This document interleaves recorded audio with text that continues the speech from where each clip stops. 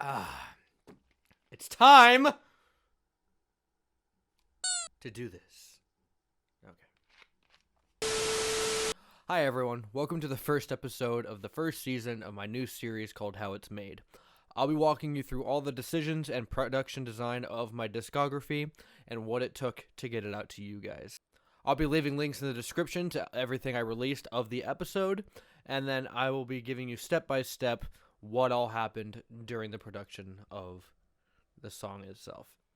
If you like this series, just leave a like and comment down below. Don't forget to subscribe, ring that bell on the side, and I'll see you guys hopefully in the next video. And then feel free to check out anything else on this channel while you're here.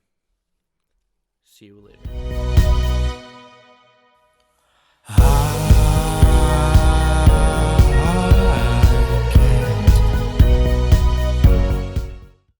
I like to start a song off one of two ways.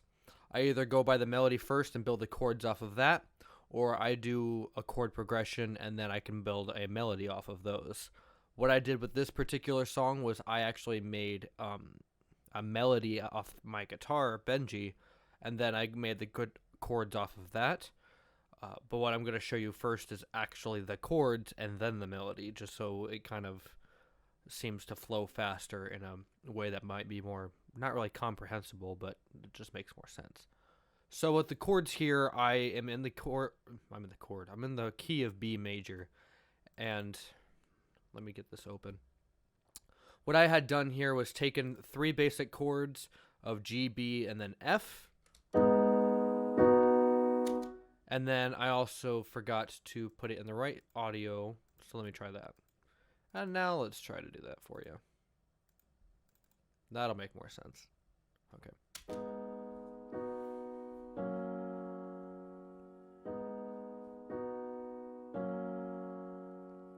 Now, if you've heard this song before, which if you're here, more than likely you have, and if not, well, get on it.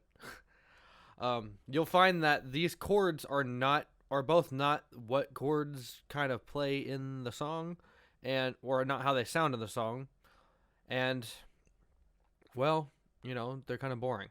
So what I did, instead of just copy and pasting all the root notes here, I actually copy and pasted the root notes, brought them down an octave to the bass notes, and then so it shows some progressive movement, I moved the bass note from the F to the 3rd in the A sharp here.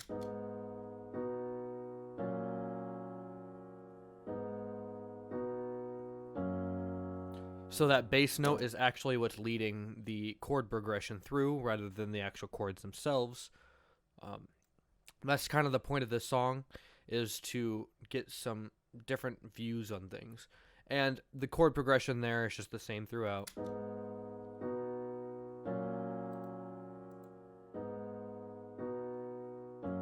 Nothing inherently different going on there.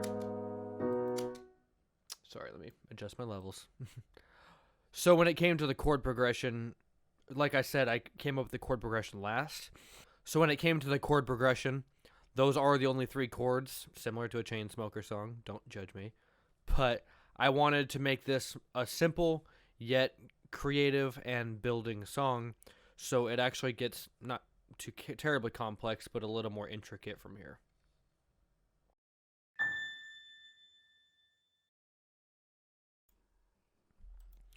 I just have to say, I'm so sorry. This is my 12th time recording this, and I just now found out why my recording problems are happening. I'm an idiot. Anyway. So when it comes to the melody, like I said, I had this idea first. I was plucking around on my acoustic guitar Benji when I thought, how can I make this song go further? Do I want to make it like a folk song, a pop song? Do I want this to be a loop? Well, it turned into a loop, and what you see here is that recording. They are recorded on 2 different tracks because I can't play guitar. Anyway, so this is what it is.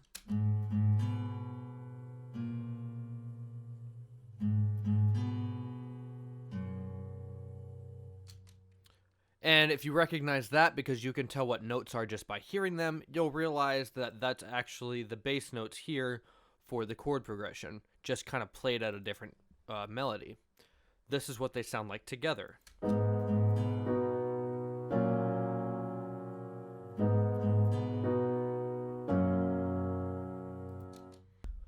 So it kind of offers a little bit of differential, kind of not fighting, but accompanying paces when it comes to the melody, and I only have kind of building things on from there. So when it comes to different sort of melodies, I probably have a good 1, 2, 3, 4, 5, 6, 7 different melodies going on. And they're all working together to make this song. So when it comes to simplicity, check. Team building, also check. For this one, I actually went for some of the presets on the Citrus synthesizer. The first one here is the Dream Bell.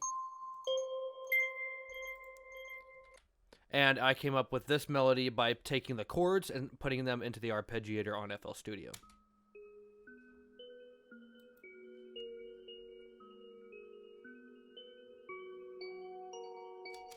And the thought process behind all the sounds and things I've created here is sort of an echoey tone, as if you're alone in the room or alone in the dark, in sort of an empty room, cavern, or spacious area to where the feeling of alone might ensue.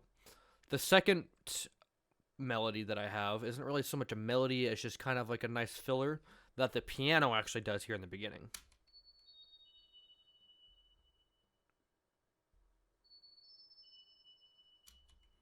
And I thought that might be a nice little touch, just kind of like, not so much like a ringing in the ear kind of instance, but just kind of, I don't know, fairy-like in a way. It's even called Angelic Whistle, another preset on the Citrus synthesizer. And then the last thing offers a more upbeat and constant kind of flow when it comes to the melody, while still taking advantage of how the chord progression works.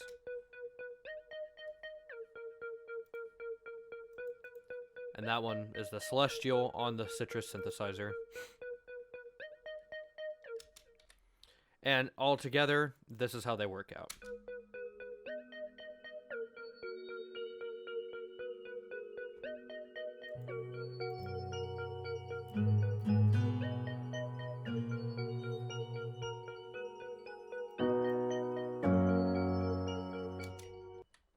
And already off of that, you have about half the song done. So when it came to how to put this song together, it wasn't an easy task, but it wasn't necessarily that hard either. Because all I had to think about really was, how do I want to make this song dope? Anyway, on to the next section.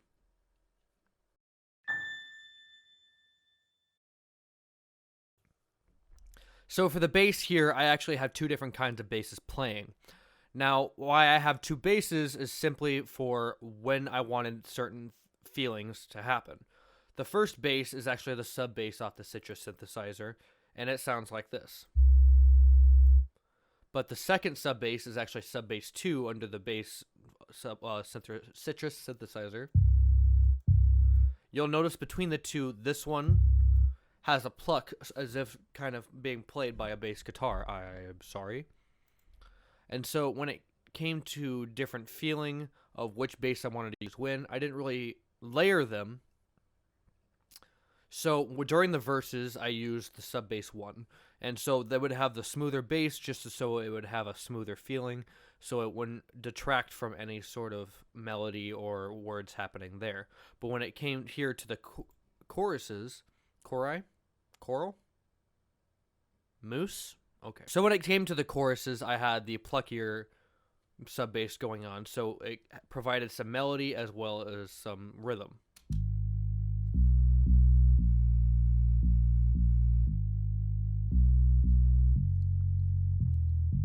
And all it is taking the bass notes as played in the chord progression above and taking them and giving them a little bit more melody by cutting that up a little bit. And you can even see at a couple places I have changed the note of which it travels to and from. And then here later on, I do the same thing, but I do it even more.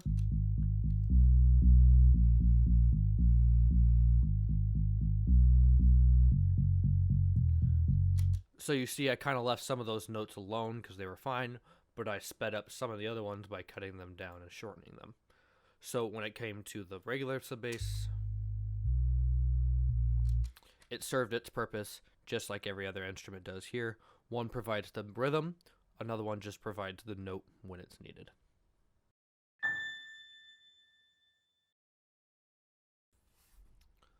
Next up, we have the drums. The word simple is coming up a lot, and it's come up in almost every single part that I've actually recorded so far. So this part is actually no different. When it came to the intro up until the end of verse 1, I didn't have anything going on because it was just kind of, you're alone in a room. There's only 2 or 3 instruments really happening. You have your foundation, that's your basis. Now it's time to build when it came to here in the chorus. We've already gone through the melody, we've gone through the chords, and we've gone through the bass. The strings here are just an extension of most of those things. So when it came to the drums, it needed to provide a beat.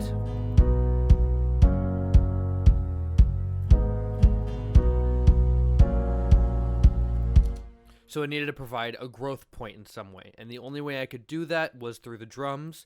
And the drums I had as sort of like a nice pat, but, solid thud. It'll provide that support you need while also providing the rhythm you need, but not be too heavy as to detract from everything else going on in the song. I had them also slow down here because once they served their purpose here, the song needed to slow back down to go back in its slower tempoed place. And not really slower tempoed, but a slower kind of melancholic feeling. And then when it got back to the pre-chorus and ending here, it sped itself right back up and then went back to what it was doing, to a more layered version of that, as well as adding a snare. So this song was all about the growth, no matter what part you went to, whether it be adding in parts or some of the parts grew themselves. And speaking of growing, we added another one as soon as the growing of the drums stopped and came to a big final finale. I had some more rhythm pieces come in. So what you're hearing here is actually an attack shaker that I took from some of the stock sound effects. So here's a more mild shaker along with a higher, more thin at the top of the attack shaker. So how I did this one, instead of adjusting the velocity on just one, which would have been this one, I simply layered them once every beat, and then the first shaker would play every beat and a half. So what you got was kind of like a, emphasized shaker kind of ordeal. And with that, with the drums, it all sort of worked out because the drums were only 4 to the floor as well. So the attack shaker played along with keeping the beat, as well as the off beats, so it gave it some sort of rhythm. And then we move on to the toms that I have written here. They'll work in with the bass, so the bass melody here.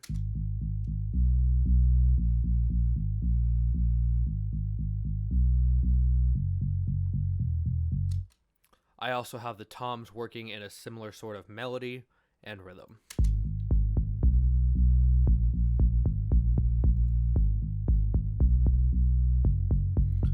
So as to not necessarily counteract, but work with the bass and the drums themselves to keep a nice groovy beat.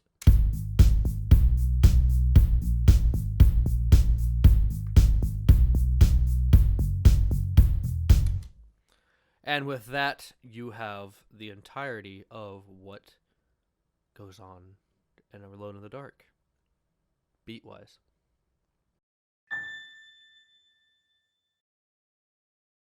With this section, there's not exactly much to talk about, because if you were to look at the official lyrics of this song, you'll find out that there's really only necessarily 3 stanzas worth of lyrics written in this song, and 2 of them repeat themselves.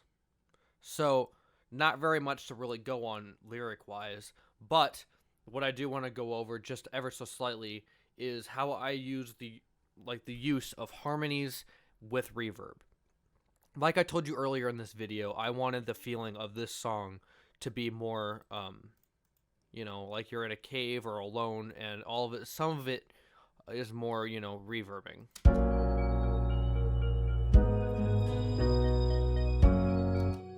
and the lyrics and the vocals do not differ from that idea. So when it came to mixing and making these vocals, I didn't want it to be speechy or like some kind of Eminem rap, but I wanted it to make a point in some way. So when it came to the harmonies themselves,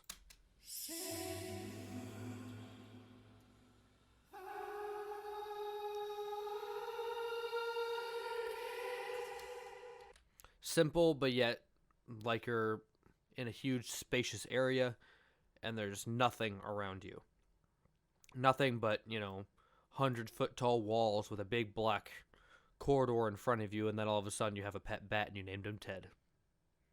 You love Ted, and Ted loves you.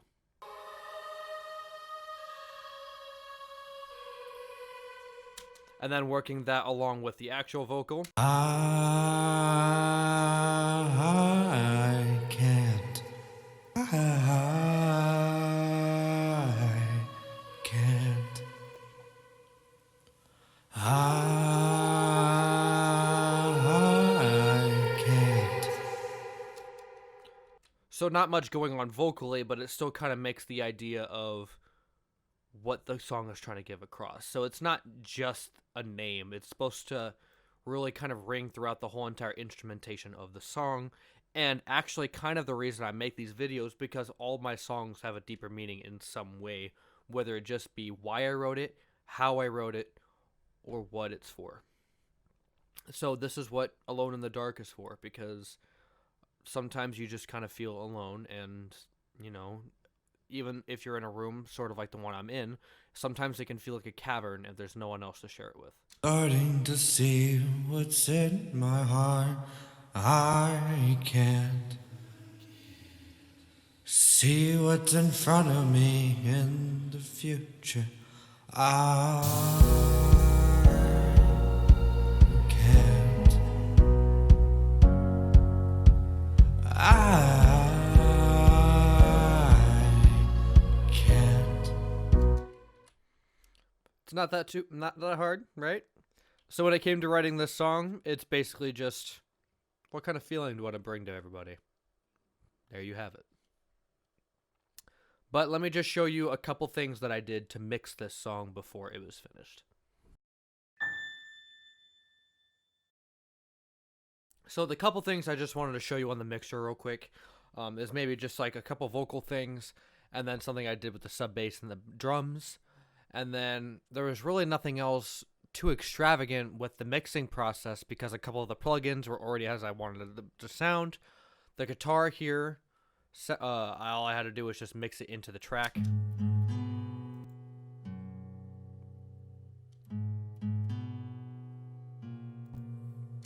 Had to get the volume up as well as kind of mix it into everything I needed, and what I want is not showing up on the screen as I want it to. There we go.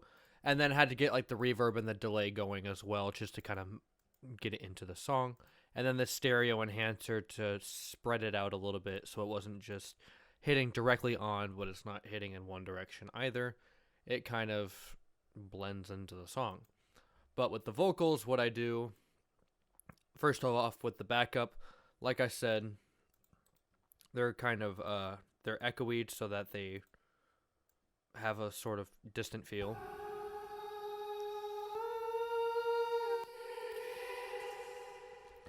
What I first usually do is add maybe a pitcher, but only slightly. But on this one, I ramped it up a bit just so I could have a cleaner sound. Sorry, just a second here. Sorry, I'm used to doing it here on my main screen, but it's up there now. So I usually have it down here-ish just to, give it some flavor, which I do on this one. Give me a moment. Readjusting. There we go. So I usually have it pretty low when it comes to my main vocals. Whenever it's my backup ones, it's maybe a little higher, but this one I kind of have it ramped up. I only really have it that high stylistically. I don't actually ever need it that high. This one maybe because I kind of suck. Anyway. And then next, I like this plugin a lot. The EQUO. It's kind of a, get rich quick scheme. I'm kidding. What I usually go for the vocals enhancer preset on both my main and my harmonies, just because it kind of gives it like a nice pop feel. I find it gives it kind of like that warmth and structure that you kind of need from a vocal. As you can see, it would probably do usually what I do anyway, kind of ramp up the treble a little bit, maybe a little bit of the bass, while taking out some of the lower frequencies that you don't need, both because, they're messy and sloppy and muddy and everything like that. I usually don't mess with anything over here unless I want to kind of mix in which frequencies need to be there the most or not at all. And then smooth is just, what it is, whether to make it. And then with the volume, that's obviously pretty self-explanatory too. Along with that, I also have the reverb. So the reverb I added on there just to basically get the rest of the feeling in there. I usually go for actually the venue preset. The venue preset has more space, usually has that diffuse kicked up a bit, which I kick up all the way usually anyway. Oops. There we go. I probably ruined it. That's fine. And then I kick up the wet, take down the dry just a little bit so it's not too hard of an attack. And then that decay up a bit so it lingers as well. And you have...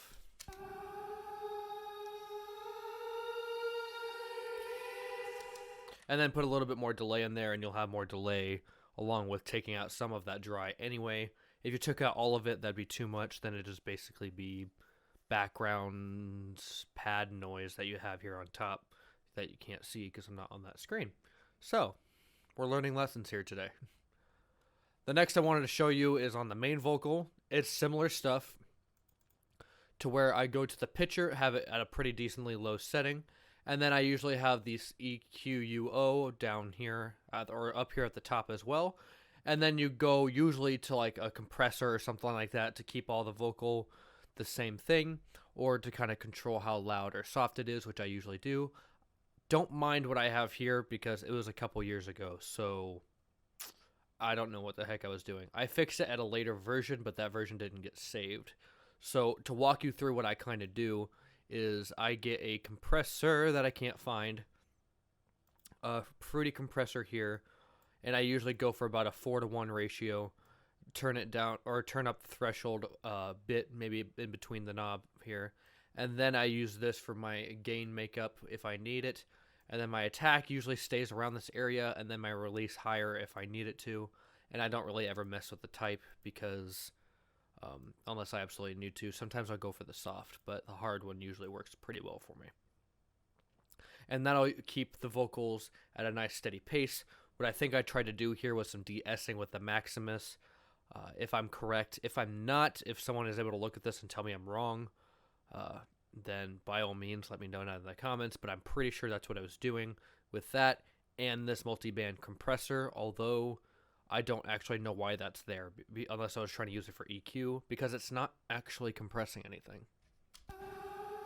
I can't. So I'm not actually quite sure why I have that there, unless it's just there for some reason.